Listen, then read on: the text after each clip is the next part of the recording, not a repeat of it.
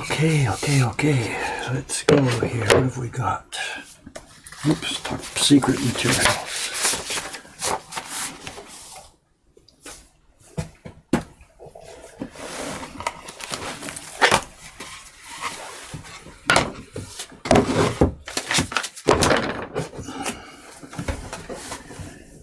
Shoopy doopy doo. Okay, good morning.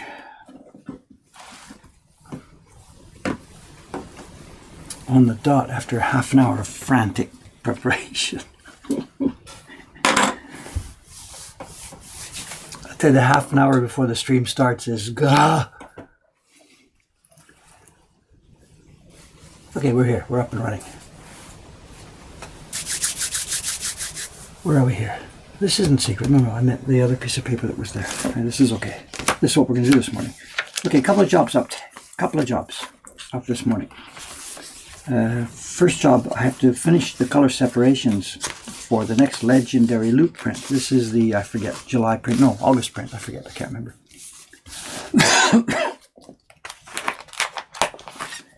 So legendary loot color separations are going to be done this morning. I have to also paste them down on the block. So I've got the blank wood for them. It has to be pasted on the blank wood. It'll be sent to our carver this afternoon.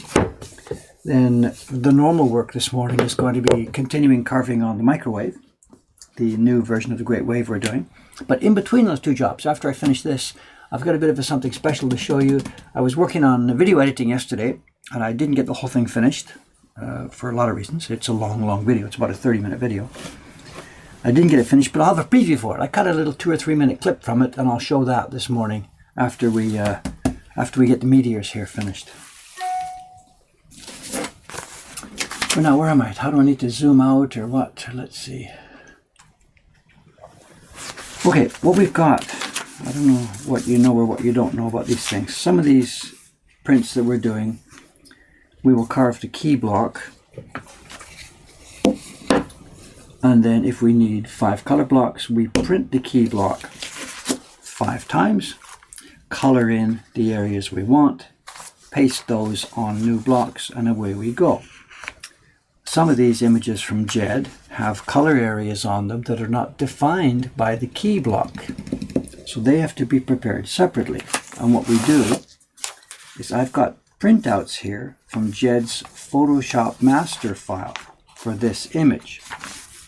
Perhaps you can see what's going on. There's a solid color, a slightly smaller color, a slightly smaller, and a slightly smaller. You can see what's going to happen here. These things are going to stack up to make different colored layers. And rather than draw these all by hand, which is kind of pointless, we print them out from Jed's Photoshop master on the thin paper with the registration marks included. And today I'll be pasting these down onto new blocks. But part of the image also involves the traditional transfer method, carved and transferred. So we're going to combine those two things here. What I should do is show you the original. Layers of fire. Let me see. I've got it somewhere in the computer here. Let me pop up if I can find it. Let me pop up. Here it is. This is Jed's Photoshop Master, which you're looking at is not a woodblock print. It's the Photoshop Master Jed sends us, which we use to make the Photoshop print. And you can see up in the sky there's literally balls of fire. And you can see how they work. I've got one here which looks like just black. This will be the yellow. You see, where am I? In that image over there. The next layer down will be the first layer of orange, light orange, a medium orange, and then a dark orange red. Now some of those 4 tones pick up in the character at the bottom, the left-hand character at the bottom. So I will be combining those things with this thing here this morning on one of the characters, 2 of the characters, the red. How are we going to do this?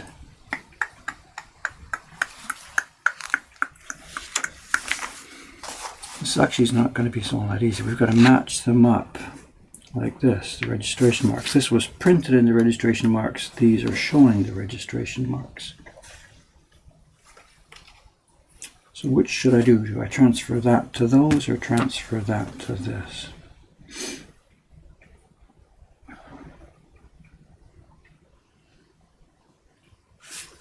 how should we do this? Oh, I see, I can do it easily because it's got the color on here. Okay, I get it, I get it, I get it.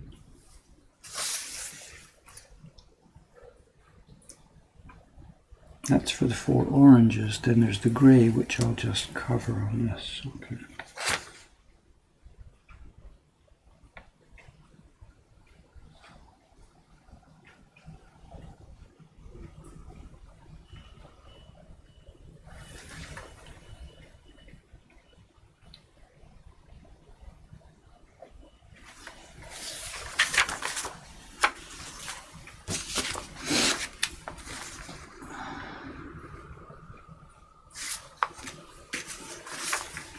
What we're concerned about really is whether this predetermined by Jed orange zone is really going to match up with what she carved. Because if her knife moved a little bit or wavered a little, the lines won't match. This isn't trivial to make sure that they're lined up, you know.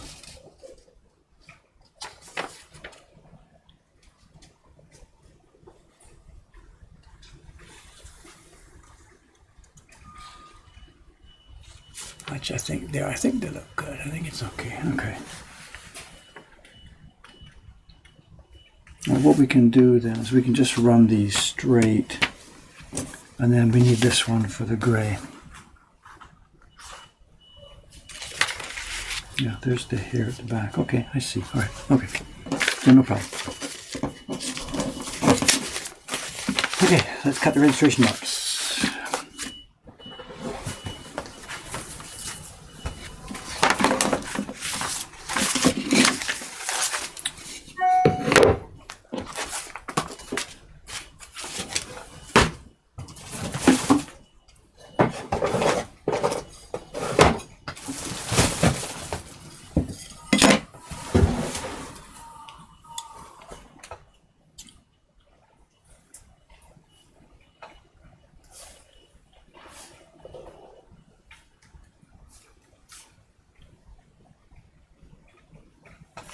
The Great Wave batch, so any day now. I'm sorry, that's all I can say, any day. I was expecting it over the last few days. It hasn't showed up yet. I can't push the guy. You know, he knows we are desperate for them. He knows they're all sold. That's all I can say. That it will be ready when it's ready. I know Yamamoto-san, the young boy who is working for us on the Great Waves, he's double timing. You know, he's working for another print company. He's also working for us. He's working himself basically to the point of exhaustion, and I cannot push him. They'll be ready when they're ready. You know? There's people on the waiting list who are disappointed. There's people every day, and without exception, there's people every day in the shop who are disappointed that we don't have it. I just can't do anything about it.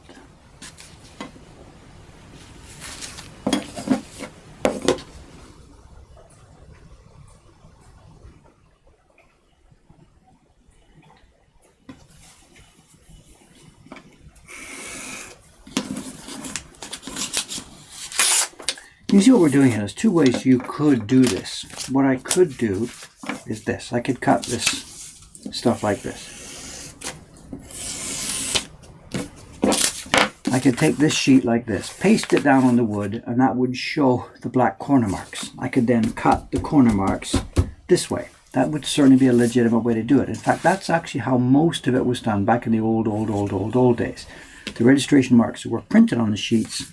They pasted the entire sheet down and they cut through the back. What I prefer to do, I think it's more accurate for myself, is we cut these marks off here, which sounds sort of counterintuitive, cutting off the registration marks. But what I'm doing is I'm cutting them off, of course, exactly at the edge. So the edge of the paper itself becomes the registration mark. I then cut marks on the block and paste this in. So same result, but for me this is more accurate.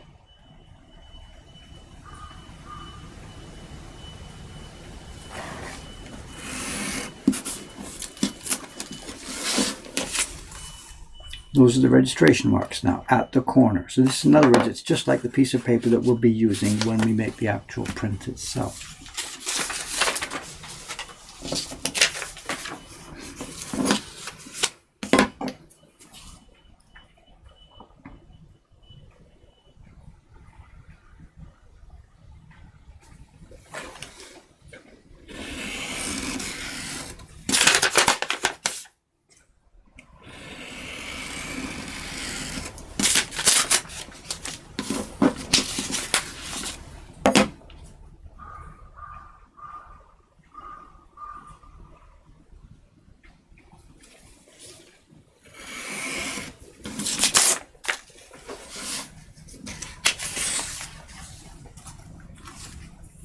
Someone says, what just got here? Is this a hook side design? No, this is not a hook side design. Although Jed might be happy to hear you say that.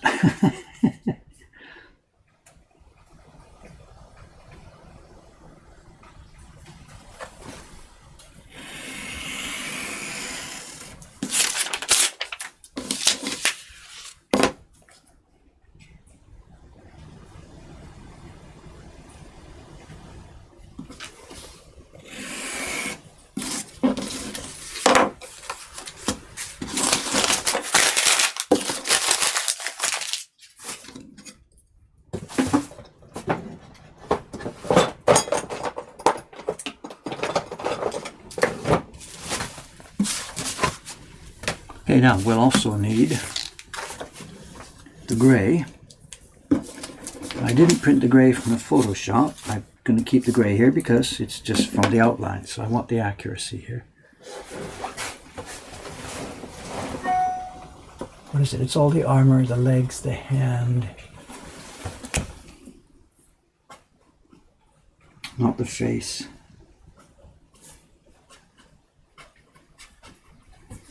Has it got the arms?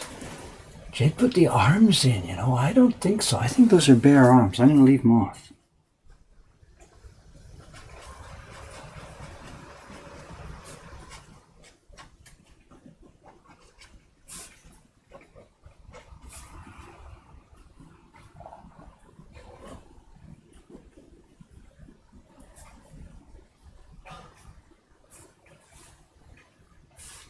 Yeah, I think they look better as bare arms. Flap, here we go, here we go. That thing underneath there is clear. And is there gray? Yeah, the gray is on the is it the mage? On this one too. Gray's on the helmet, it's not in the...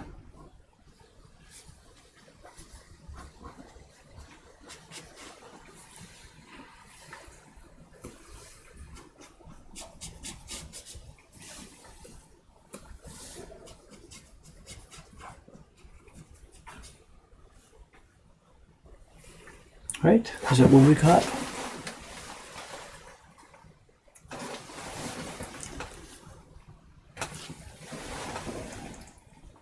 And there's a grey line in the sword. That's going to be fun for her to carve.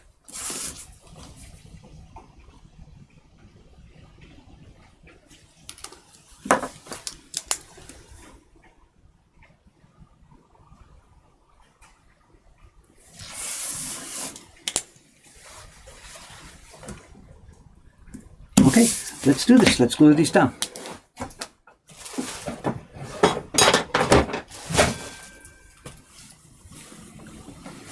There's 5 of them.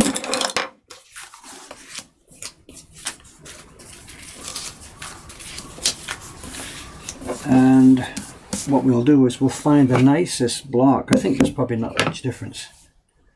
What's this? Questions, questions, questions. I see black marks all over the place here. What's going on? Arms will be covered, you think so? I don't know, you know, I can see.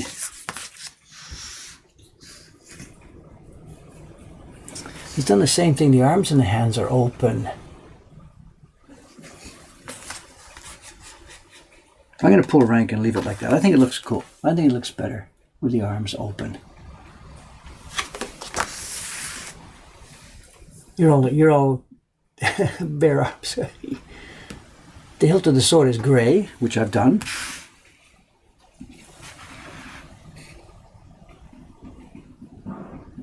Is Jed here? He's not here.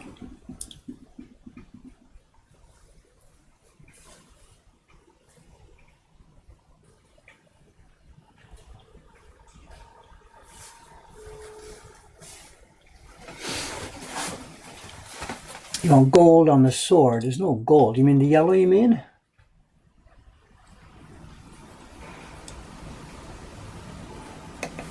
Yeah, but the only way I could get that, see, that's the yellow block here. How am I going to get that information?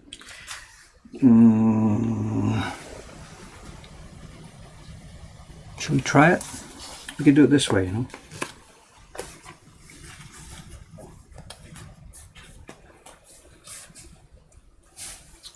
if I just line these up.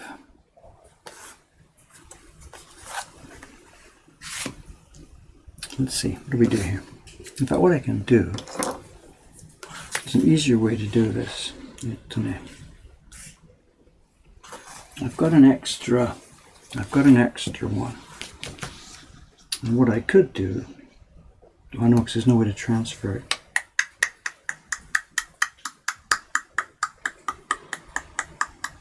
I can trace it, but I can't do that while I'm sitting here.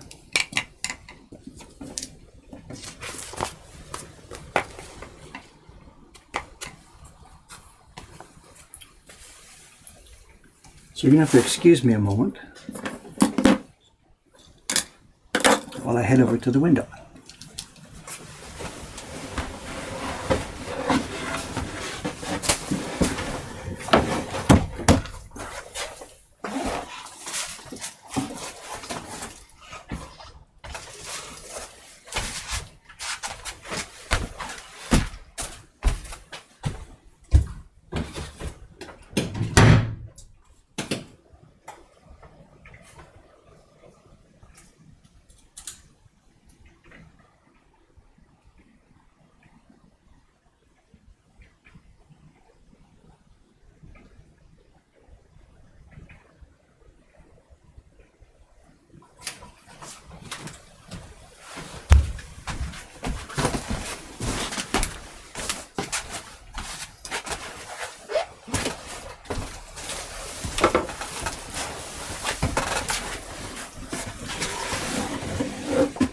So 99 years old, it feels like sometimes.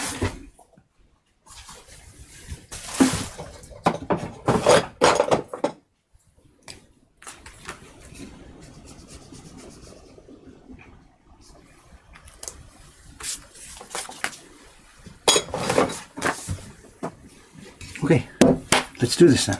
I need my paste. I need my water bottle.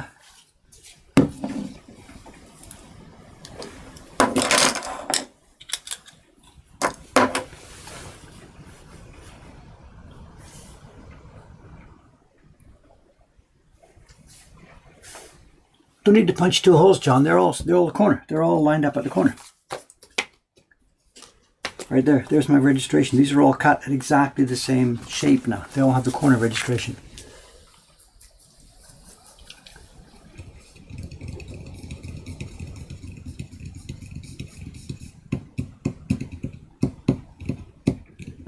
So God. You were talking about the handle, not the blade. I've put the blade in. I just got to get going here. I've just got to get going, that's all.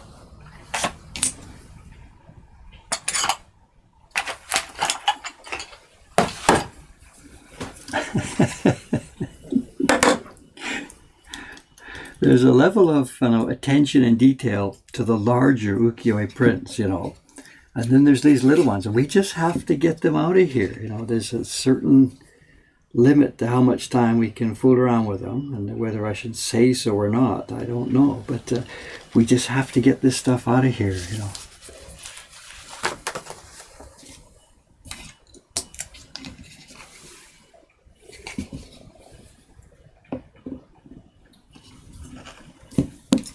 Okay, as the people that know about this know, we're going to do a tap on each one of these blocks. So if you are wearing headphones, once for each of these blocks, there's going to be a really sharp, short bang as I tap the knife down here. When I put the chisel in with the grain, I can push it by hand. It goes in quite deeply. But when I cut across the grain here, it's difficult to get the chisel to slide in cleanly. So if I wiggle, wiggle, wiggle, it's not a straight line. So the best way is a short, quick, sharp tap. That's going to be noisy if you've got headphones. So I'll count down. 3, 2, 1, tap. That's going to happen 4 more times here in the next few minutes. Back in the early days of doing these streams, we learned that we had to warn people about this stuff.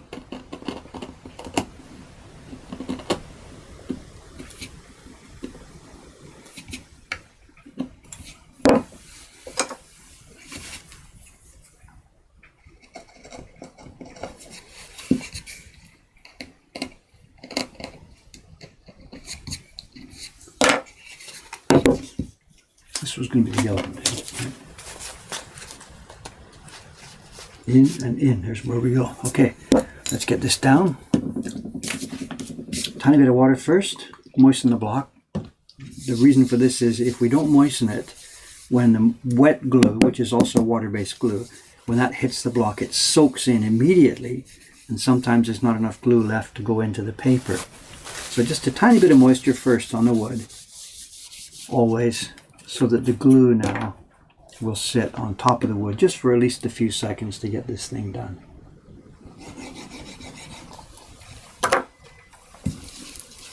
We don't need much glue at all. The paper that we're gluing down is extremely thin.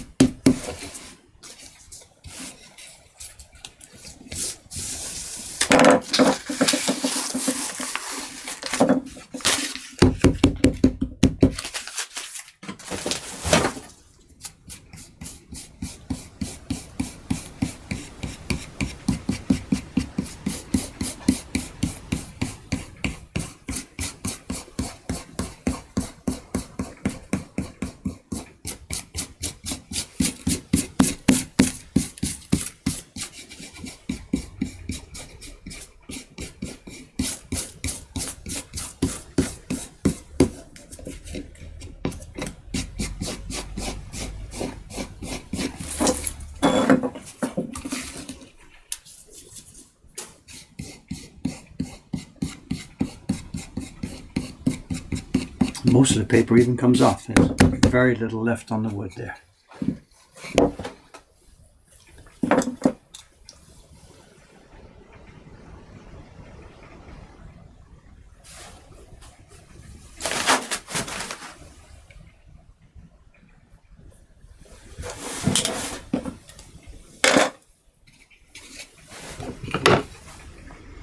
These blocks, they're cut from the same piece, you can see. We've got the same wood grain here. They're stacked up from the same block. When we buy wood, we buy, larger planks. We slice them up. So frequently we get slices that look almost exactly the same, of course. Okay, these are pretty much all the same, so there's no big deal. I can put them anywhere. All right, let's do this next one. Hey.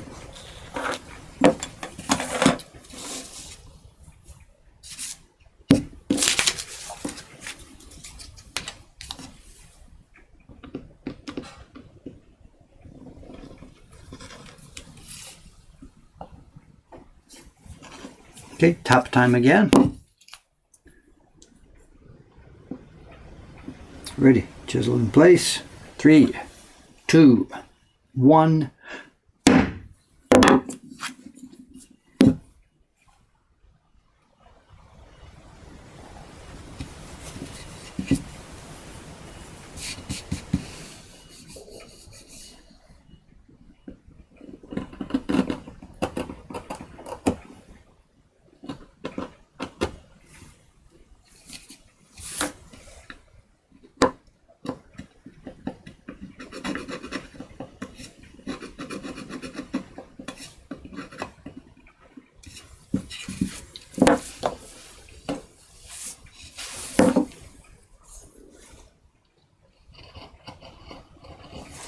It's a very, very rainy day here in Tokyo. We've had really mixed up, funny weather, Every now and then we get a gust of warm tropical air and we think, wow, the hot, humid summer has arrived. And then all of a sudden it'll switch back. And last night was really, really not even chilly. It was cold last night. So it's very switchable, back and forth, back and forth. Today's a dreary, drizzly day. It doesn't seem quite too cold though.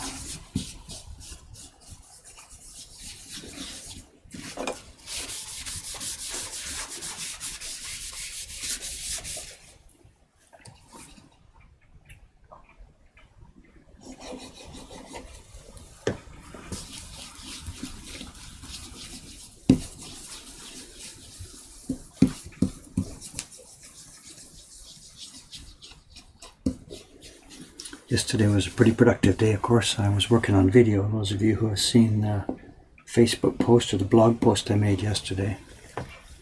I had hoped to get the whole video done yesterday in one day, but it's a long one. It's about 30 minutes. And it just wasn't possible to get it all done in one day. So if all goes well, I'll be able to wrap it up tonight after the shop closes. And the video should be uploaded late this evening, Tokyo time, if all goes well.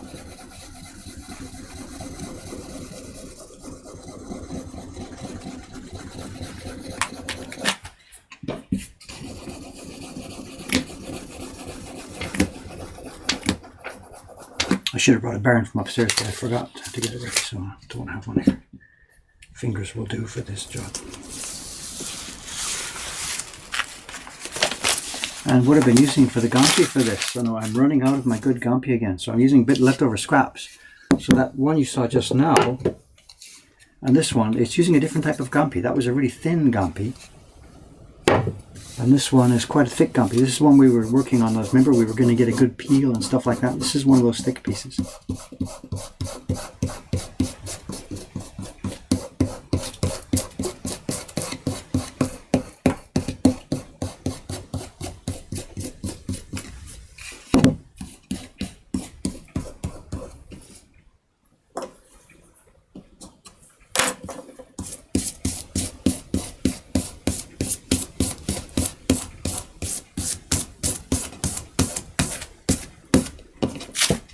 Mostly comes off.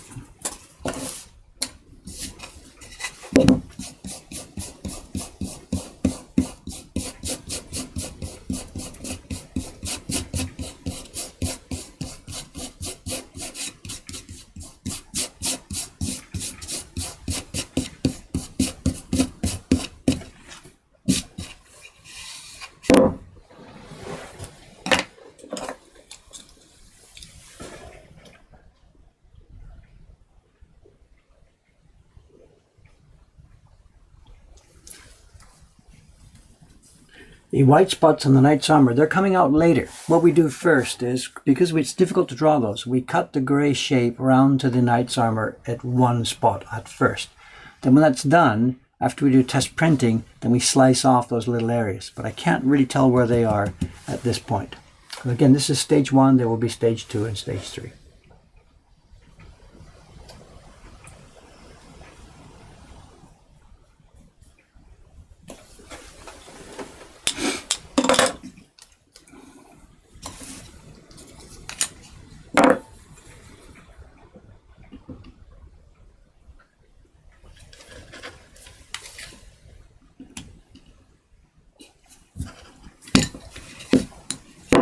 Tap time again. Get the blade ready. In place. Lock it. Right. 3, 2, 1, and tap.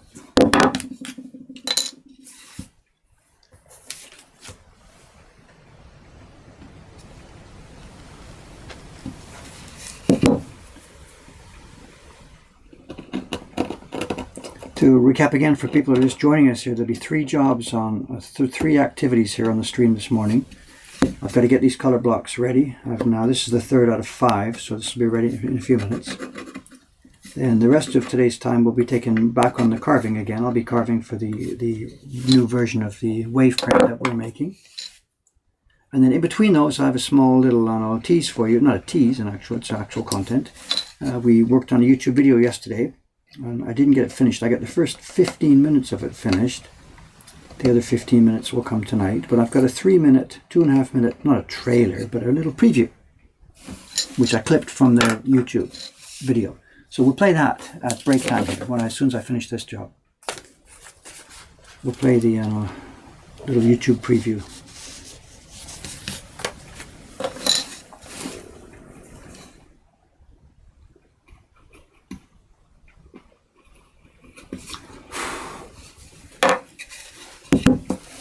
And actually there's a specific reason why I chose the particular 2 minutes that I did, is because I need a bit of advice on it. Most of this video is, it's a combination of 2 things. It's me discussing a prints, And of course I'm showing them. Now this time around we're going to show lots more than we talk. I am talking and explaining about it, but there's much more, what do they call, B-roll, the actual video of the print itself. I've been, in those David's Choice videos, I've been talking too much and not showing enough of the print. So this one we go the other way. We're going to show lots and lots and lots of the print. And at one point, I made a short series of photographs to show something progressing. Step 1, step 2, step 3. There's 24 steps, but it's silent, and I need some kind of sound or sound effect to go with it, and I wasn't quite sure what to do. So that's what I'll be asking you guys when you see this.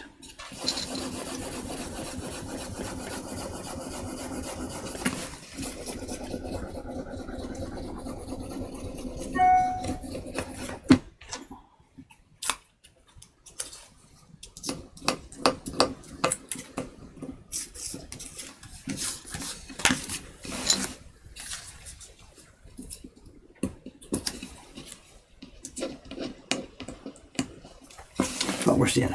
Come on, come loose.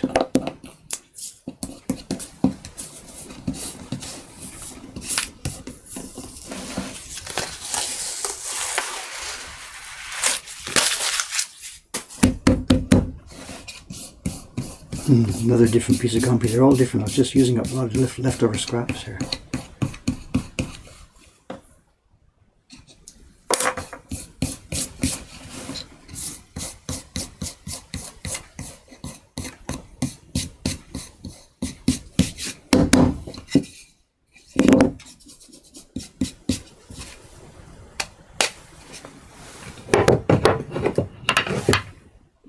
Two more. Do we have comments I should be watching? I don't know.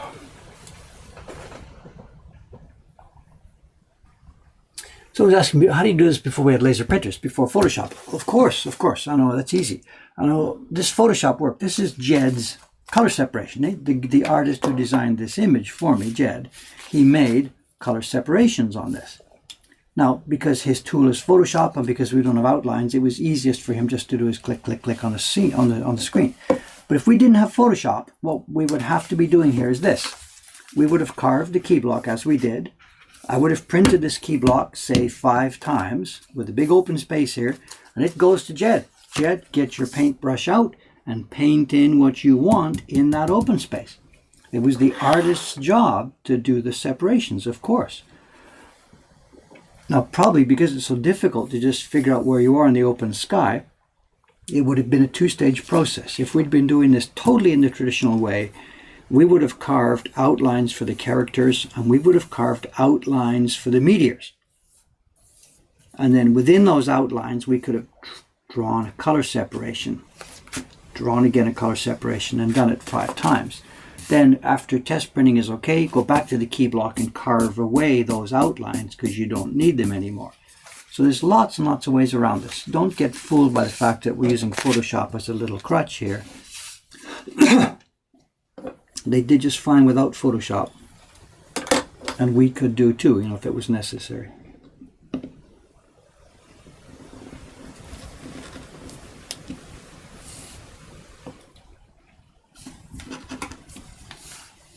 One more tap coming. There's 2 taps left. That was my stomach. Sorry about that. Here we go. Hey, 3, 2, 1.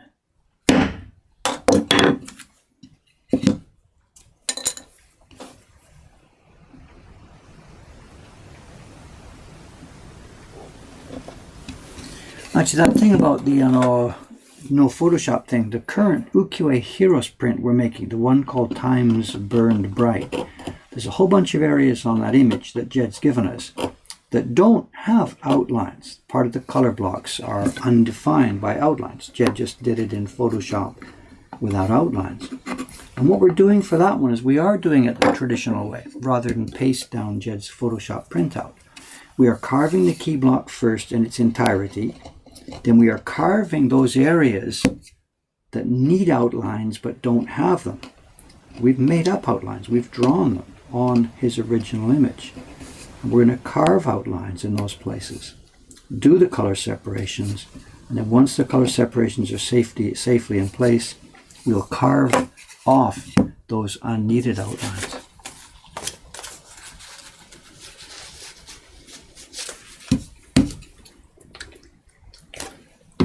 Maybe the simplest way to explain that is you imagine a picture that has a sea and a sky. We're making this as a woodblock print. And if the finished picture, you don't want a line along the horizon. You just want the sky to come down and the sea to come up. But when you're carving the color blocks, because there's no outline at that place on the design, how do you know where to end the sea and where to end the sky? So what you do is on the key block, you carve a horizon line. Very thin horizon line. Transfer that to the new upcoming color blocks. Carve your sea up to the line. Carve the sky down to the line. Do the test printing, make sure everything's okay. Then go back to the key block and carve off that unneeded line. We call it mudabori, waste carving. And bingo, you've got your color separations made. So that there's lots of ways to get around this. And please don't feel it just because we're going to use Photoshop here that it's an essential part of the technology.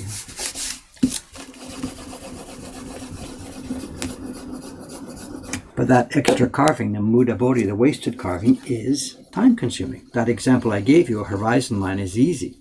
But if we had to do it for these, if I had to carve outlines for all these meteors, do the color separations and then carve them off again, it's an insane amount of work, which really isn't necessary because we have a different way to transfer these areas. Anyway, sorry, talking too much about the same simple thing.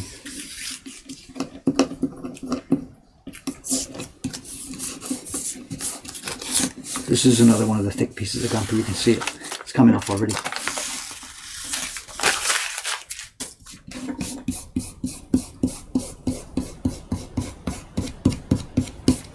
Look at this. There's really nothing left on the block almost but the pigment there.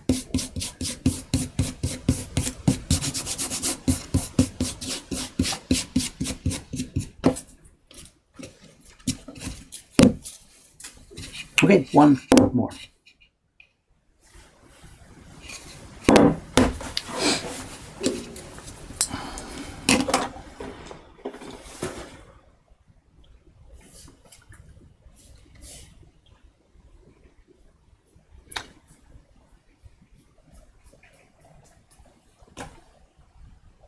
If you're a master drawing and use a light table to transfer the separations, that's fine, but then you've got your, how accurate are you going to be with your drawing? How wide is your pencil and all that kind of stuff. We want more accuracy than a typical pencil or drawing tool will give. We want, as far as we can get, we want absolute accuracy. So for us, tracing things is not really a suitable answer. Lots of modern printmakers do. They make a picture, then they trace it and trace it and trace it for the colors. That's fine. Our level of work in these fine lines needs more accuracy than typically comes from tracing. Okay, last time I'm going to bang this thing. Chisel in place, locked. 3, 2, 1, put it away.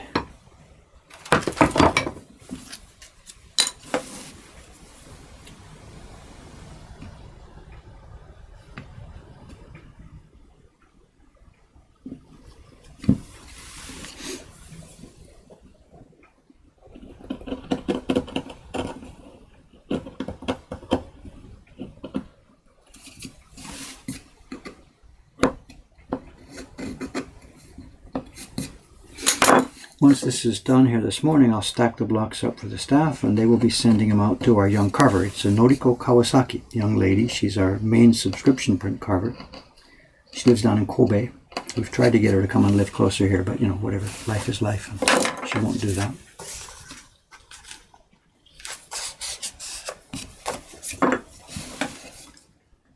But she's doing a really nice job for us. She's so good. She's a little bit slow because she's not trained as a super fast on a craftsman. But it doesn't matter. She's found her niche doing these no-stress jobs for us. She's very happy with it, I think, as far as I can tell. And we're very, very happy with the work she's doing for us. She's doing this monthly subscription print, and then she's also, during the time between getting these ready, because this is not a full month's work, during the time between these, she's working on main Ukiyo-e Heroes prints. The first one she did for us was Blue Storm last year, not last year, a couple of years ago. Then she did the block set for the Serpent Strikes, which is turning out to be a really nice, interesting one. And she's now working on the block set for, what does Jed call it? Two Souls Entwined. I forget. It's one of the Kickstarter campaign prints.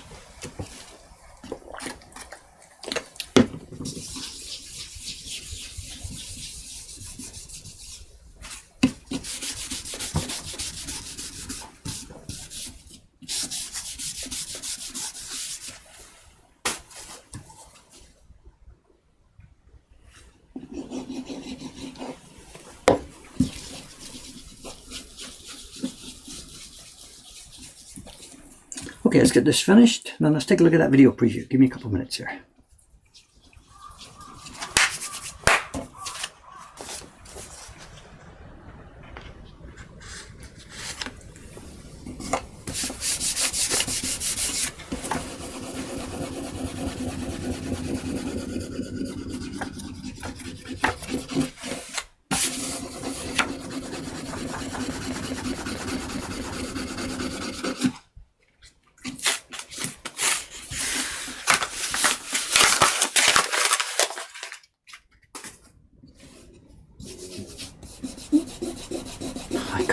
Didn't get breakfast again. I'm sorry, my stomach is noisy.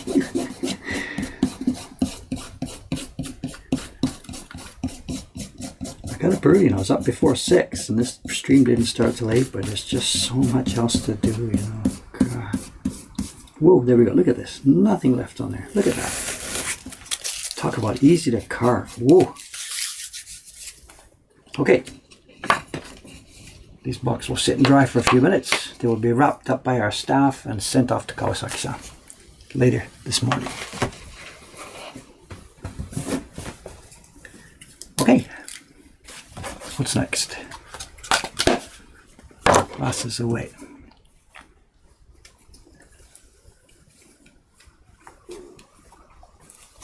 Glue sticks away, water away.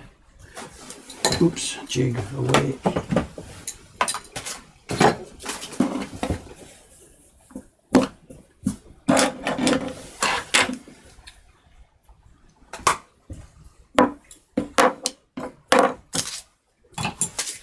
Okay, next job, the rest of the carving time today will be working on this block, but as I said, before we do this, let's have a look at a bit of video. Yeah, we've got a bit of audio sync on here, so there's that gone. Okay. Now, I'm not quite sure how this works. We've tried this before, but I had some trouble with audio and voice, and I can't tell what we're going to broadcast here. I've got a piece of video, about a 2-minute video from tomorrow's upcoming YouTube video, but when I put it into the stream here, I myself can't hear the audio. And I see the little green bar going up and down, up and down, up and down. So I think it's broadcasting audio, but I can't tell. So once we start this new little video clip, if there is no audio or sound, something, please let me know in the stream. Although, not like there's anything I'm going to be able to do about it. But okay, here we go. Let's have a small preview of the upcoming YouTube video. It'll be David's Choice number 6. And the topic of David's Choice number 6, we mentioned it here the other day. Back in the Edo period, it was really, really, really popular. Books, novels. And what we've got here is we've got a pair of books. And this is the topic of the half-hour video that we're preparing at the moment. And I'm not going to tell you the whole story here. The whole story is in the video. You're going to be able to see it tomorrow. So no big deal. We don't have to talk about the whole thing here. But just so you know, this is a pair of books. It's one episode in a 48-episode long novel published over a period of years. And they were published in up, down, Joge, part 1, part 2 format. And the page you're going to see in the little video clip here, coming up in a minute, is one of the pages from the novel. This one. Let me just play it for you then, if it works properly here. Let's see. YouTube preview. I'll keep quiet, and let's see how this plays. Our own book. We left off at the point where the copyists had done their work then, cleaning up the designer's sketches, drawing everything cleanly, and filling in all the details. And then a specialist calligrapher would step up to the plate. He would have had the author's manuscript at hand, and on his desk would be the Hanshita sheet with a carefully prepared illustration and the bounding lines. His job, get the story written carefully into the remaining space. Now, Here's a mock-up I've prepared of the same page of our book using Photoshop to pull out the calligraphy to show what he would have started with. Now, Japanese in those days was, of course, always written top to bottom, right to left. So his starting point was defined up there. His job, fill the leftover space with the story, getting as much stuff in there as he could, but of course, having it end up both carvable and readable.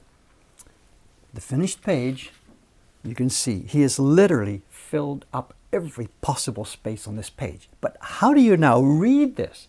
It isn't laid out in standard blocks of texts.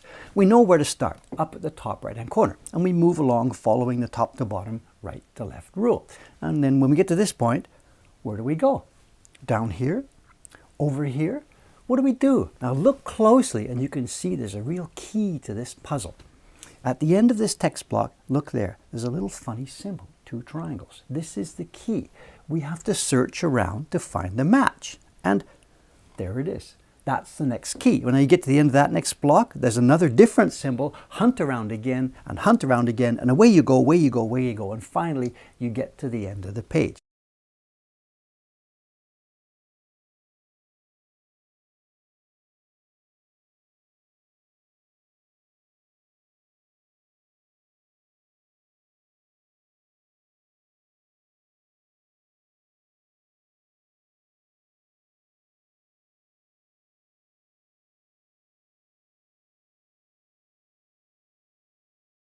I mean, forget the exciting and dynamic content of the story. Just the process of reading is so much fun.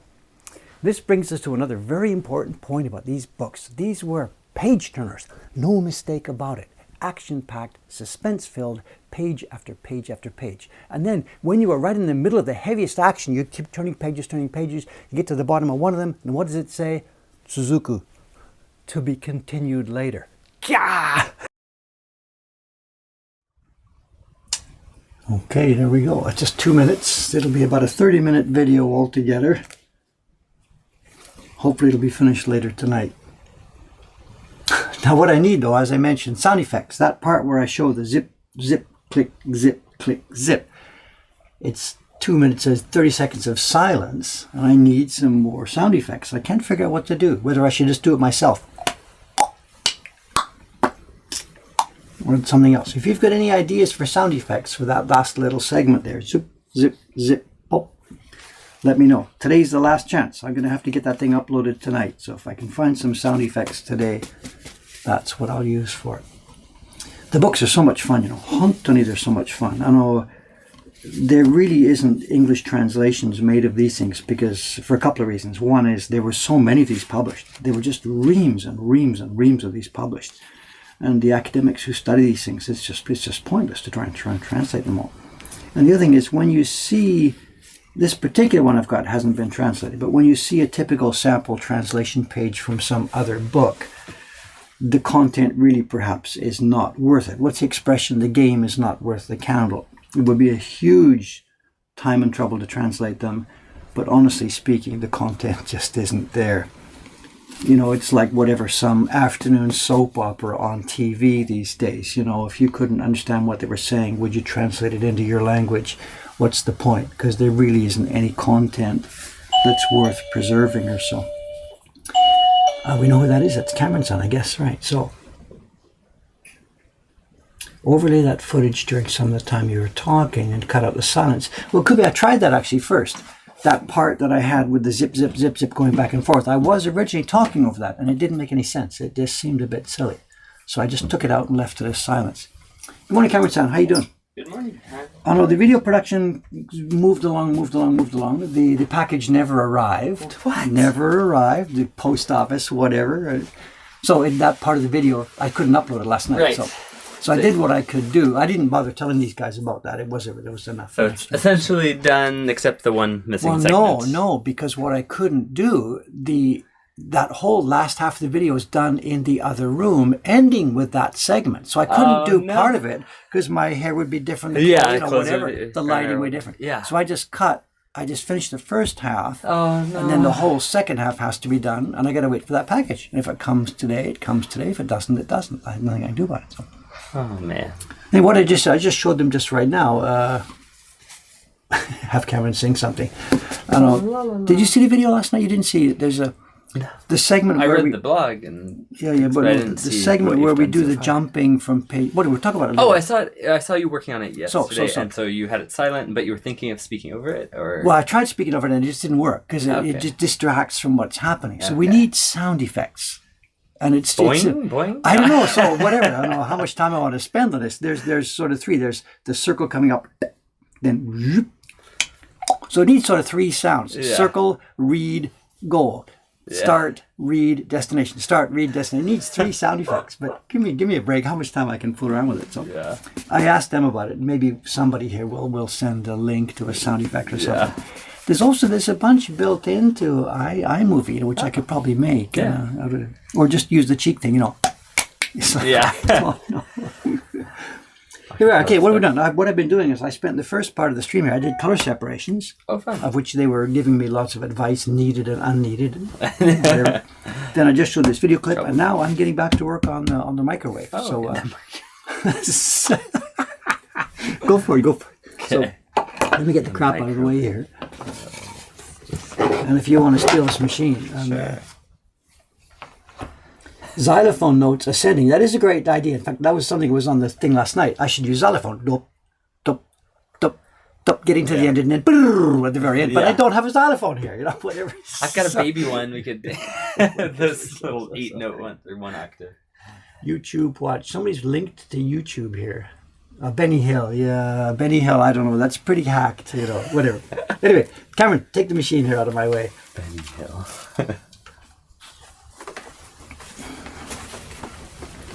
This in what image? Hang on, here we go. Okay.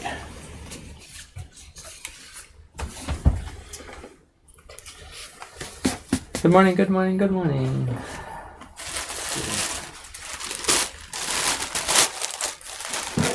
The other question, which I haven't talked to these guys about, I talked to Wade-san about this. These books, they come in pairs like this, and Wade-san's got a whole bunch. We've got quite a lot of them. He can buy them in good bulk because there's so many printed back then. And people did, they put them in drawers and put them in bookshelves and preserve them. So tons were thrown away, but tons were preserved. And they're about at this level. They're not 100%. They're a little bit dog-eared at the bottom. They're a little bit creased. Some of the strings will be broken and stuff like this. But all the pages are there. They're fine. Now, we want to put them into the flea market section of the shop. But they're all different, of course. There's that pair. Then we've got,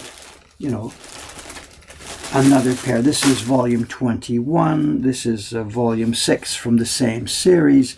And Wade-san has lots and lots and lots of these pairs. From different series, too, right? From different books, from the same book, from different series. There was so much of this stuff published, but they all are of a type. They all look similar to this. Same size, same number of pages, the same idea. But how do we put them in the flea market? I can't sit here and scan every page of every one of these. No. It's just impossible. Do we just call it a generic? Here's a generic item in the flea market. A pair of these books, typically this level of wear and tear, typically this level, like this one here, it's got a worm. A worm has eaten this. If I had shown this picture of these books and send this one, they're going to complain it's got a worm. What are we going to do? Grab bag, or what do they do in Japan? Fukubukuro. Some shops at the end of the year just give you a bag of whatever junk's left over. But it's not junk. No, it's not junk at all. But that's how the shops do it. So maybe what we do one generic description page which shows the kind of issues and the kind of things these things are, and then just say you're going to get something like this. If there's something that's really bad, there's pages missing or there's giant tearing stuff, we won't include those. Right. We will include books that are at the kind of level that we're talking about here. But actually, which picture you get, I can't scan every one. We're talking about something, it would retail, they're going to be in the shop, I'm not sure exactly, because Wade-san and I have to negotiate a bulk price on these. They're going to be about $120 for the pair, like this, for a pair. And that's the condition. The strings might be broken. People can fix it themselves, Rebind them? Sure, the Japanese housewives would do that all the time. Used to always do it. The string just goes in and out, bang, sew it off. We could maybe make an instruction sheet so people could sew it themselves. So I'm not sure. Once I can figure that out, and then also how to package it, and what I've got is those plastic boxes. There's this click, click, open a plastic transparent box, clip, clip, and it goes inside. Oh, okay, yes. There are A6 size boxes that fit these. So that's what we might do, I think. You know. Anyway, if there's feedback, see if what the feedback is and how we should handle this, you know. Because there's no way I can scan and describe and translate, blah, blah, blah, every one. Not for a $120 item. I can't spend, you know, hours and hours on it. No. Anyway, that's coming up soon. So, and we had sort of hoped that we could get that worked out before the video goes live. Because the video goes up and there's going to be a lot of people who are going to say, wow, I'd like to get some of those. You know, what's the deal? Yeah. Yeah. Anyway, that's where we are. I got to get back to work here, but that's what's happening on that. Someone's saying a graded scale is ideal. You could have, you'll get one book that's C quality, one book that's A quality, or one. Well, they can choose. You sell them at. You get a C quality book for this price, B quality for this price, A quality. The thing is, they're pretty much all going to be the same. I know the ones that are really junk. We're not going to do it. You know, the ones that have torn pages, missing pages. I don't want that. You know? Okay. Makes sense. So it's just they're basically really all the same level of quality. If I was grading them, they would all be at the same grade. My point was they're all going to be different images, and the things like the wormholes and stuff would be, you know, a bit of difference. Yeah. So will it be acceptable to the market if I just put you know, we will give you a generic pair of these books, but you know, you can't choose. And maybe people are in the store, of course, they're there on the shelf. You know, have a look at them. Right, right. Says, is it cold today? Yes, it is cold today. It's chilly, yes. And yesterday too. Has it stopped? It seems to have stopped raining. I guess it was pouring earlier. Raining pretty bad when I walked in, but I can't see the video here, sir. Am I close or on or what am I doing here? So yeah, move a little bit. The edge of the frame. Okay now? Okay. Yep, right in the middle. It's very close. Where is it? Ken Hallett says, a problem with the photos you posted showing Dave shooting the video. Now I want at least one, maybe two of the prints that he saw in the background. Well, the flea market stuff. Yeah, it's up to you, over to you, Cameron. You know? Yep, send me an email. I'll see if I can help you out.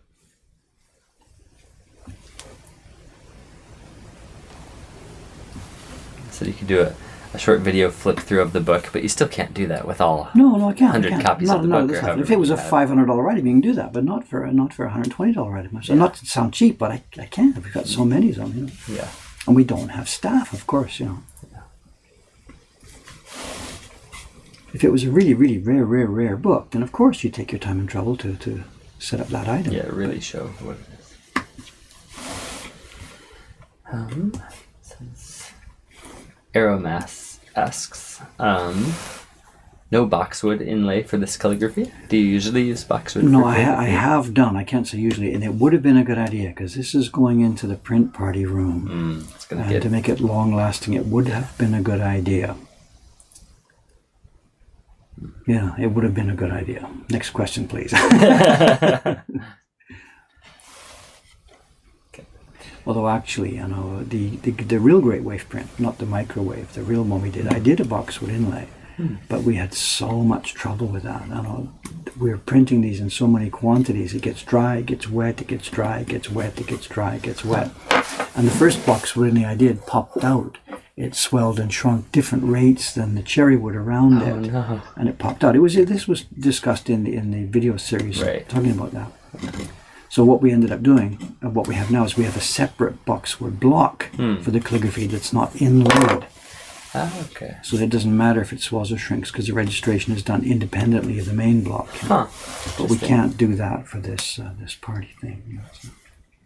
Whatever, it's going to have its life. It's like the image we have in the party room now. It will have its life. It'll do X thousand copies and then it will be retired. You know, how many thousands this will do, I don't know.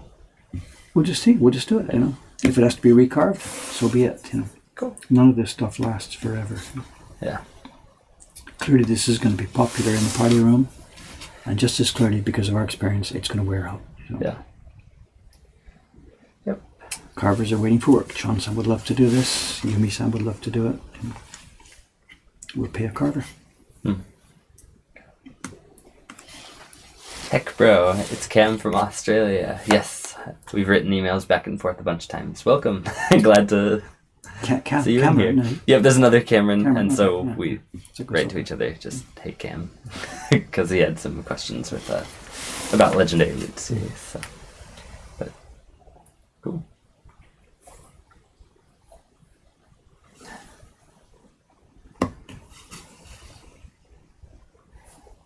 John Becker says, I hope it's broken in by November, but not worn out yet.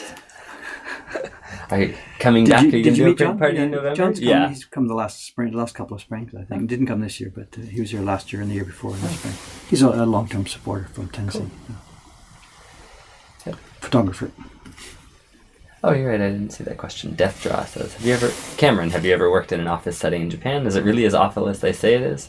I have not, but I've known people who have, and they say it's as awful as they say it is. What the travel company you worked for? Was it? Well, it was a 3-person office, so it was a very different. Not a giant corporate. Yeah, not a big corporation at all. It was a little office next to the train station in a tiny town, so it was really the corporate culture here is weird, you know. Yeah. So I don't have any idea if it's ever going to get fixed. I don't know. I wouldn't be optimistic about that. Yeah. But, nothing to do with us here. Saying it was a 3-person office with 10 people in it. No, it wasn't crimped like that. It was. No, it's the other way around. It's like a 100-person office with only 3 people in it. Yeah. That's the other way around. That's what really happened. Yeah. They were all friendly. It was nice. So that place wasn't the same kind of hectic, cramped, overwork, corporate nightmare. Here. How about the office you're in now? I don't think I'm at liberty to say. No. Just. Other than your boss, I guess it's okay here, right? Yeah. Boss is just trouble. I don't know. I nearly lost it yesterday afternoon there for a few minutes, and that post office truck drove down the street. You know, who locked the fucking door? Yeah. It doesn't matter. We don't need to explore who locked the door. I'm also curious, was that the post office truck? Did they try and deliver or not? Because no idea. It didn't show up. So. And they never left a note, which they almost always do. So it's just No bizarre. idea. It sure pissed me off. I waited and waited. I didn't go for dinner because I was waiting for an evening delivery because they quite often deliver in the evenings. Right. Knowing people are at home. No. So I didn't go for dinner. Lost my dinner. Least time I was waiting. I was waiting to go for dinner. First time in a month. Yeah. I had to stay. And it still didn't show up. So. Oh, man. Like, Cam's like, there's this guy who lives in our shop. It's crazy. He's still going on about the office life. But, yeah, I don't know what's going on with that package. What's that called? Something pack. U-pack? Is that what he called it? Yeah. They probably have They tracking, have but some it's the limited number of times I could phone Waiting yesterday to bug them about it. You know, True. so. Yeah.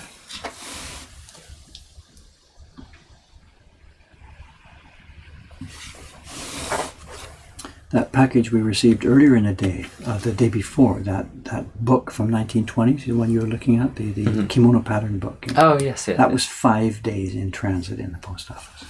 Wow. Yeah, it's really, well, Golden Week, so whatever, all bets are off during Golden Week, but it was 5 days. Yeah. The post office, I don't know, tacky bin service is killing them, just totally killing them. Yeah. I think maybe the post office to some extent may have just sort of given up. And sort of trying to get out of the package business, to leave it to those tacky bin boys. Yeah. I don't know the background.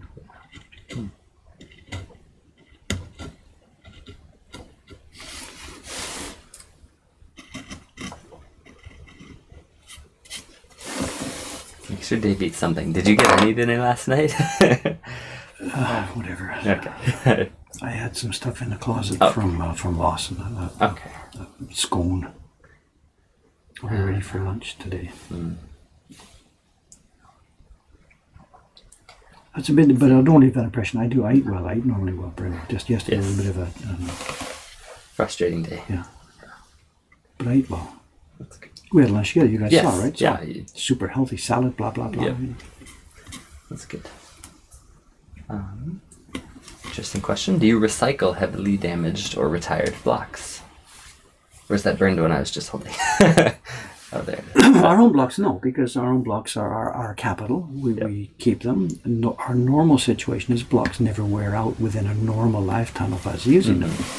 There's very few prints of ours that are made in the 10,000 level quantities. And the party room block is now worn out at approaching 10,000, and we will just retire it and throw it on a shelf.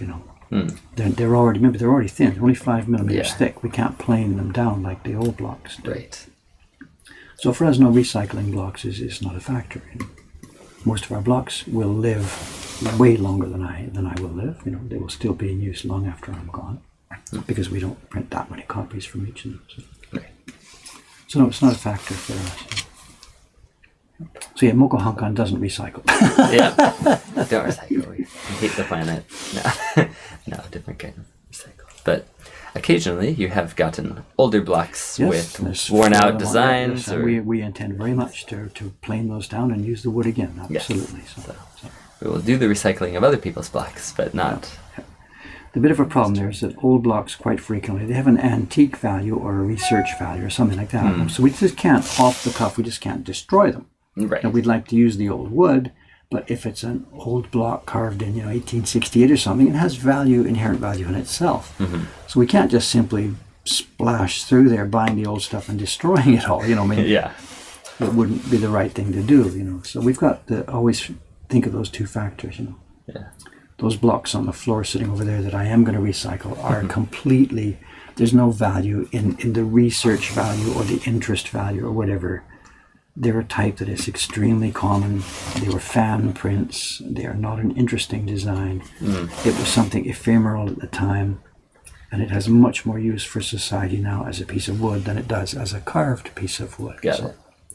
But it's case by case. If suddenly next week I got a couple of old blocks at an auction from that novel we were just looking at, there's no way I'm going to plane that down because they are so inherently useful for research and for historical interest. So we're common sense on these things.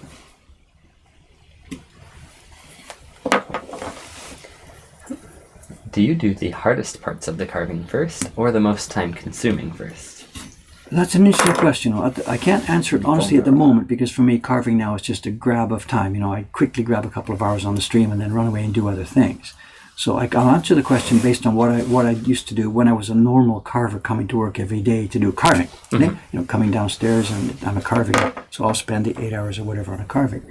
And what I would do is, because I was a carver and a printer, I would spend a couple of weeks preparing a set of blocks carving. Then I would spend a couple of weeks printing it, making my edition of 200 or whatever that we sent out into the world. Right. And the problem there is that while you're carving, you sort of get good at carving. You're practicing it for a while. You get really good at this and this and that. And then bang, you put the carving tools away. And I'd start printing for 2 weeks. So during that time, you lose your calluses on the carving fingers. When you're carving, you lose your calluses on the printing hand and whatever like that. Yeah. Remember, traditional carvers were just carvers. Every day carving. Printers were just print. But me, I was doing both. Yeah. So I would get really good at carving during the 2 weeks and put the tools away. Yeah. And after 2 weeks of printing, I'd come back and you're rusty. It's like a musician who hasn't practiced for 2 weeks. You don't stand on the concert stage and suddenly perform a concerto in front of an orchestra because you're 2 weeks rusty. Yeah. So I would start with unseen little corner out of the way parts of the image and start carving the quote easy parts, whatever, or invisible parts. And over the next few days, gradually you get back into it. Okay, now I can feel it. So I would never jump up to a block and do the eyeballs first. Just whatever. No. So that's a bit of a special case. My answer then is a bit of maybe a different answer to, a full professional carver who only carves. Now, these days, I'm not controlling anything. This is what's next, so I sit down today and do this, even though I am really actually very much out of shape because I'm not carving so much these days.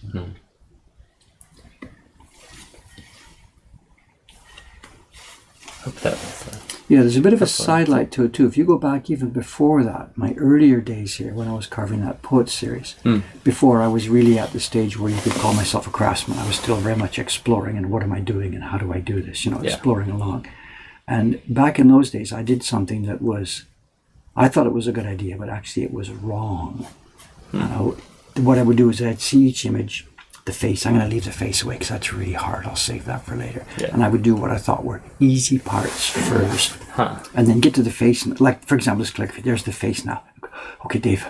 Hey, Tony, this is really difficult. Ready? Hold your breath. Ready? Hold your breath. Do that eyeball. And you know, I would be Psych trying yourself to up. psych yourself up for it. It's totally wrong because all you do is you're filling yourself with stress. Yeah. You know, it's totally wrong. And the lines are hard and stressed and Yeah. and it's totally, absolutely the wrong way to do it. But I didn't know. I just didn't know. The best way to do it is just to forget it. There's no easy parts. Difficult parts, sit down, you just pick a knife up, just carve it. Just relax, just carve it. But you have to have a ton of experience before you can get to that stage, you know.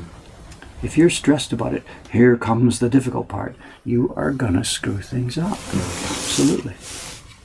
But it took a long, long, long time to learn that and to realize that, you know. Yeah. A true craftsman, I mean, an experienced craftsman in this field, or maybe in any field, I'm not sure how widely to analogize here. You don't think specifically, okay, here comes the tough part. You just take it all in stride as part of your job. You know? Yeah.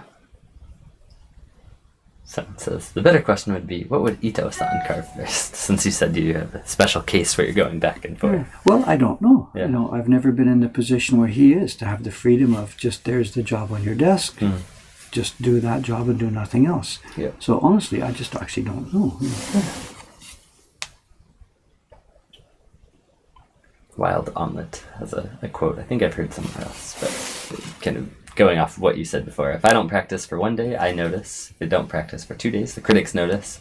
And if I don't practice for 3 days, the audience notices. We heard that about orchestras. So, I mean, I've used that joke in a couple of videos. I mentioned it. In fact, it's at the end of the video. So that's you. I'd heard it a different way, and the way I quoted it in that video was a bit of a different way, but it's a very, very famous. Yeah. I think I originally heard it attributed to someone like Joshua Heifetz, one of these old musicians, or Paderewski, a pianist, or something like this. Yeah. And it's a ha-ha joke about the critics, of course, you know. So. But yeah, it's. I'm sure. Other than the part about the critics, I think it's a true thing. Of course. Yeah. This is an athletic skill. Yeah. Dusan Lepke, I'm guessing on pronunciation. But what's the biggest mistake you've made while carving something, or the one that cost you the most? Whether it be time or money. I remember you talking about one having to start over, I think, but I don't. Yeah, I've started over a few times. And again, that YouTube video, we talked about this, you know, the whole key block for that autumn print and the Beauties of Four Seasons had to be recarved again. It wasn't from a carving screw up, it was the block became destroyed after I carved it. Not sure. There aren't really all that many episodes of total disaster for me to talk about, you know, without trying to be, you know, obnoxious about it. You know, getting better at this over a period of nearly 40 years now is a sequence of making small errors and learning from them and fixing them, you know. There really aren't many total tragedies here. That, for example, that one we just talked about a few minutes ago when we were doing the Great Wave print, you know. The inlay for the boxwood turned out to be, whoops, that's not going to work. So you step back and you fix it, you know, you move to something else. These are just pieces of wood, you know, they're really quite flexible. Yeah. And the registration system means that you can just keep adding more layers and adding more layers. If one block becomes not good, you know, that inlay of that boxwood didn't work, you can carve the lettering on a totally different block. As long as it's got registration marks, you can print them together. And the end result doesn't know. So you can always divide the work into more small pieces if one of the larger pieces turns out not to work. You know? Instead of one block. If this one, for example, if this was a real print, suppose I totally screwed up the lettering here and it didn't really look good, what would I do? Do I come back on this block, put an inlay here and fix it? No, I could just get another piece of block, carve registration marks on it, and cut the lettering again. Yeah. It would have to be printed separately, but nobody would know at the end of the day when they're looking at the finished print. Right. So it's a very flexible process, you know. And very few of the mistakes we would make are going to be deal killer mistakes. Yeah. Things are repairable. Yeah. Someone asked about repair, but they've already set the bot, so thanks. Repairs are a thing, you know. And it's similar concept to what you were saying, just adding a boxwood piece, or not a boxwood, but other pieces of cherry into the whole. There was an example once when I was way back at the beginning of the Poet series. There had been various newspaper stories about me here in the English press in Tokyo. And one day some guy, he was from Saskatchewan, I think, actually, he had tried making prints by himself. This is really early days, just as a hobby. And he'd asked, can I bring my blocks over for you to sort of help me and show me how to print? So like the acolytes here are doing on this page. But this is way back. This is like 1990 or something. So no Facebook. No, nothing. The guy came over and he had these blocks, and they were really quite clumsily carved. I don't say this in a sense to insult him. He had no information, same as me. And he'd carved them very, very shallowly. And they really weren't printable. He'd carved some shapes, and then the inside areas, he'd like carved 1 or 2 millimeters deep. Okay. So you couldn't put paper on. It would just blotch totally between it. He just hadn't that experience. Yeah. So no problem. So I said, look, I've got my chisel. Can I sort of deepen some of this bit so we can print it? He says, well, great help. Thank you. Yeah, let's do this. So I put his block on my table and then whap it, whap, whap, whap, whap, whap, whap, whap, whap. And part of the way through this, he makes this noise. No, ha, ha. And it turns out that what I've done is he's sort of drawn his little registration marks in a funny place. I haven't noticed what they are. And I just carved them off. I just went with my chisel, bang, bang, bang, bang, bang, bang, bang, bang, bang, and took off both his registration marks. Oh, no. And at that point, he thought, oh my God, all my work, everything has been destroyed. It's all gone. And he was semi-upset, semi-angry. What's going to go on? And I didn't even know what he's talking about. So he says, the registration mark, I'm like, that was the registration marks? I'm sort of semi-laughing at him.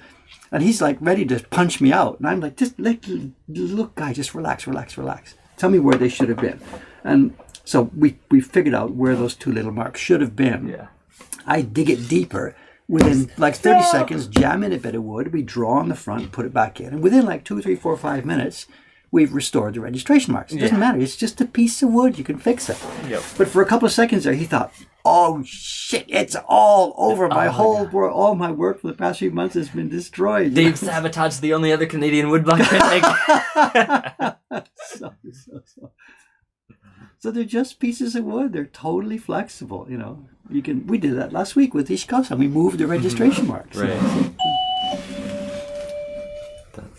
There's very, very, very few mistakes that are totally destructive, deal-killing. Oh my God, what are we going to do? It almost never happens like that. Koringami says, how would you go about recarving a key block that got totally worn out and destroyed? You use the color blocks as a sample print? Well, no, this is the one thing that you really can't do. Now, it depends. If you had done the original key block from, say, Jed's Photoshop image, something, and if you had carved it pretty much on the line, following the instructions, then you can carve another one that is really going to pretty much match that. But if you've carved it using a lot of freedom, if you've wandered off those lines and played around with it a bit and made your color blocks, then the original master doesn't help you because it's different. Yeah. And you can't really take a color block, run backwards and print it onto some master and try and draw your lines on it. It just doesn't work that way, So in that way, or in that case, you would have to that's what we've done key block again, and then all the color blocks based off of that key. Yes, really. Restarting completely. Unless, as I said, you had really sort of stuck by the lines on the original one, how thick the lines are. That's the situation facing us with the Peach Boy print. Now, of course, the color blocks, we've already recarved them once over. Yeah. Because we had the key block for a guide, and the key block is now dying. We're just going to cut and run. There's no point to try and patch it back together. Just cut and run. This is the girls. Are we out of time already? What's happening here? 9:19. They're early. Okay, we can keep going. Okay. Ohayou gozaimasu. We got 3 of them. Do we have today? Who's in? It's Audrey and... Everybody. Shiba-san. You came all together or you were waiting? And Ishuni? We met on the train. You were waiting outside? We arrived together. We left together. Outside. Really? Look at all 3. Look at this. 3 ladies. Whoa, my 3 girlfriends here today. Hello. I like Wednesdays. I really, really like Wednesdays. We like Wednesday too. Yeah. A couple of things. It's because you guys are so competent with the parties, I don't have to do all the parties. So I can introduce the parties and stuff. So when I get up in the morning, what day is it? Oh, Wednesday. Oh, it's Wednesday. I'm okay.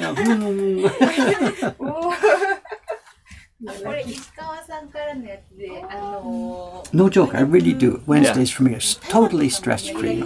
Mondays, it's me and Kawai-san go to the parties. He's okay, but I got to run the things. gotta be Wednesdays is just so nice. Really. Yeah. If I had it like this every day, I'd be the happiest man in town. But that's the goal, mate. Have such competent staff who are so good at this that I can trust them totally to do this. You can just carve.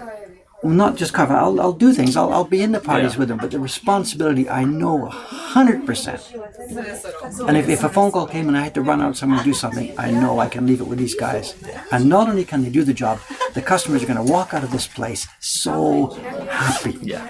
Because these guys enjoy themselves while they're doing the parties, and some of the other staff are Less enthusiastic. less enthusiastic. And the people have a good party, but they don't have a super fun party. And the Wednesday parties are super fun. So, I shouldn't say this out loud, but whatever, So, and the goal is to have all the staff to do it at that level of personal enjoyment, And you can describe it to people in words, but if it's not their character, you can't make it happen. These 3 kids are all happy people. Innately happy people, and they bring that to their job, not because they're trying to do the good job because David told them to do that. They're just freaking having fun, and you can't teach that. And how you choose for that in your hiring process, I don't know. Have everyone take the Myers-Briggs personality It test. doesn't do it.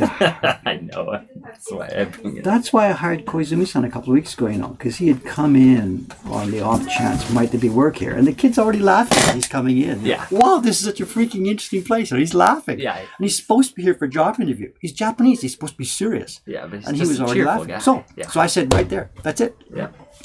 Bring him He in. tries to bring out his Hideki, his school thing. I said, throw it away. I don't want to see that. Okay. He's like, what? すみません、渋さん、パーティー予約あったんです。今のキャレンダーはちょっとアップデートしてください。わかりました。書いてない予約ありますから。わかりました。はい。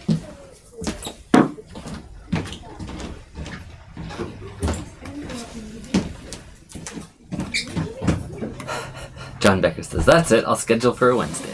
Schedule on a Wednesday. Yeah, I wouldn't, I mean, whatever, I'm not supposed to say things like this, but yeah, that would not be a bad idea. I'm assuming that today's Wednesday schedule will be ongoing. We don't know. The staff does change things around. At the moment, Wednesdays are Shiba-san, the girl who's doing designing, carving, and printing, and then Audrey, the French girl, who's here studying carving, not studying carving here, but at Asakusan's place, and then young Lei-chan. Yeah. But she's a high school student, so I can't guarantee that she will be on the same day. Some weeks it's not on Wednesday. it's not, so it changes. But that's today's crowd. And they're already chatting and having fun and fooling around. And man, they waste so much time. But I don't care.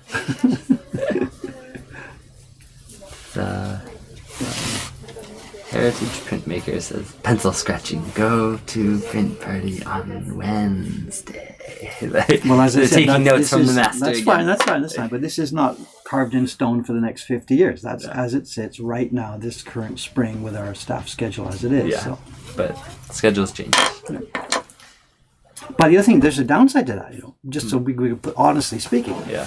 They're really good at it, but it means I don't do it. I won't be hosting the print parties today. Yeah. The print parties today will be hosted by the Japanese staff. Yep. So if you wanted to come some other day, maybe your host will be me. Who knows? Yeah. So be careful with your little notes and memos about what day you want to come here. Yep.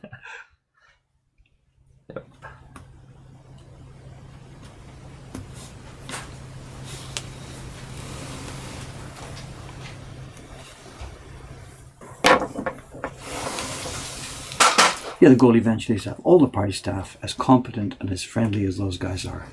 My job, I won't be doing parties. I will be introducing them, I host them, I greet the people quite often. Yeah. But I don't need to sit there and hold their hand while they print, and that's okay because the staff is this staff is so good at it. Yeah. Saying, skip Myers-Briggs, go by blood type. That's the best indicator. I hope there's a smiley face on that, or whatever. Says, trust me. It's contact. Is that that's not John Becker? It's Quantar. Okay, contact. If we wanted to really do it the Japanese way, right? Yeah. When in Rome, Yep. blood types. Give me a break. We keep getting that, people would ask me, what's your blood type? It happens in the interviews, and I can't ever remember it. I don't know. They're like, you don't know your blood type? Like, what? How could you? The only time I need to know this is when I'm donating blood or I'm when on the stretcher, getting, Yeah, Exactly. when I'm getting blood donated to me.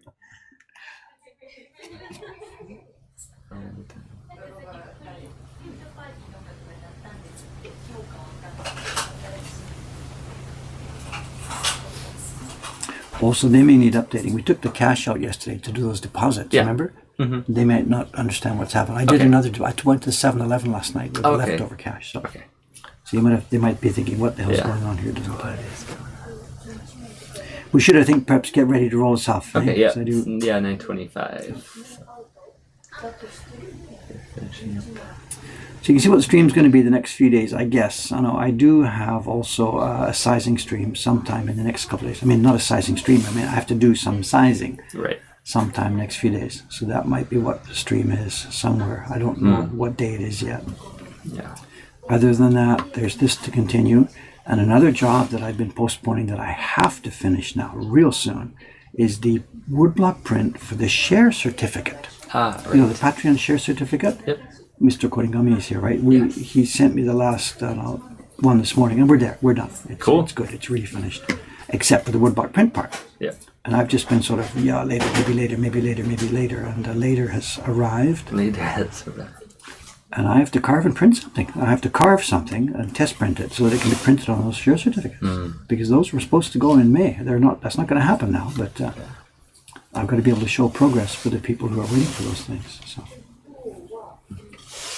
So that may be happening. It could be happening tomorrow or something. I don't know if I can find time for it. Someone asked, the large glass object currently not in view seemed to be using as a light diffuser, a water-filled lens originally used for detailed carving. No, it's a round It's a light flask, diffuser, yeah. right? But it's a light diffuser. Yep. There it is. It's between me and the light bulb, and it diffuses. It diffuses the light nicely. Look at this. You see the shadow of my See the shadow of my knife? There is no shadow of the knife because the light has been diffused well.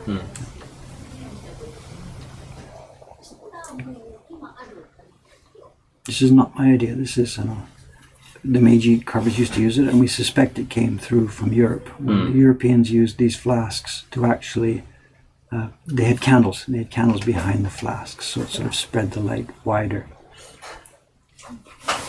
It says, is there a Pokemon on the bottom of the flask? No, I think you were probably just seeing reflected light from something. I have no idea. There's no pocket monsters in here. What are we seeing? Oh, I know what it is. It's the underneath. See this light? Yeah. The thing where I have the light bulb screwed in is a double socket, and that thing is reflecting off the bottom. So what you're seeing is a sort of the empty socket. Yeah, that thing down at the bottom there, it's a reflection of this stuff. If I put my finger in. Tsuga-san, good morning. Good morning, good morning. Anyway, I think Cameron-san, we have got to start our day's work in the shop. We have got to get going. Let me zoom out here for a second. Good morning, Tsuga-san. Hello. Say hello to the stream. It's here, behind Cameron-san. おはようございます。映ってる？あ、映ってる。見えた。Okay, we will. I think we are done today. We've had interesting stuff. We've had a bit of carving. We've looked at a couple of old books. We had a video preview. And we saw some color separation work. That's not a bad little stream. No?